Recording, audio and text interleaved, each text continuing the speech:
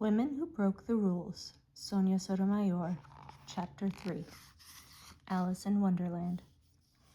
Luckily, Sonia also loved the leafy campus of Princeton University in the town of Princeton, New Jersey. She was so jazzed to be offered a full scholarship that she splurged on a new coat, a white raincoat with fake fur trim. But college nearly knocked her flat. Part of the problem was that she'd rarely been out of a big city. At first, she couldn't tell a cow from a horse. What were those creepy chirps outside her dorm's window? Someone eventually told her about crickets. Partly, it was how much harder her classes were. Shocked to receive a C on her first paper, she realized her basic skills needed work. It was all so strange.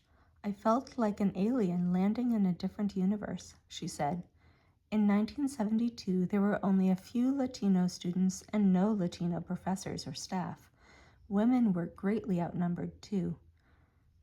For all these reasons, Sonia spent her first year too embarrassed to ask questions. Fear of failing drove her to work feverishly. Her hangout became Princeton's magnificent library. She mastered 10 new words a day. She memorized grade school grammar books to make sure her writing followed the rules of English, not Spanish.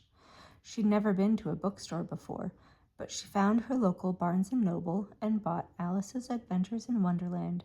She'd never heard of it until that year, and other classics. She also accepted help from a professor who offered to teach her how to think, not just memorize. She majored in history, but took all kinds of classes.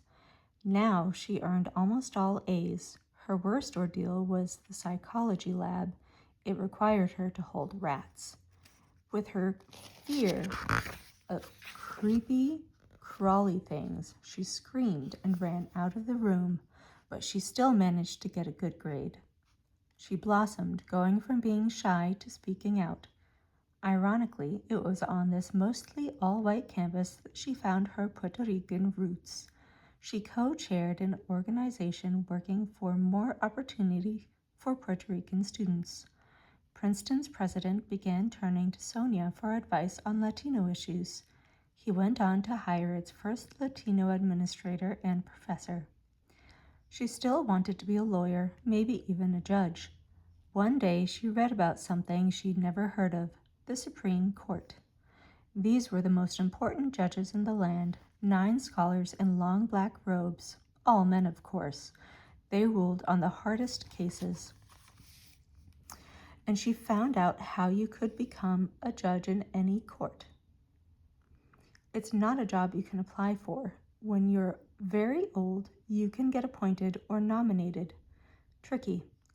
She got her first taste of judging as part of a panel that gave penalties for stolen library books, cheating, rowdiness, and the like. For her combination of strong grades and outside activities, she was awarded the highest prize a student can win at graduation. Her work had paid off, and she was closer to her goals. But you can't be a lawyer without going to law school, and law school was hard.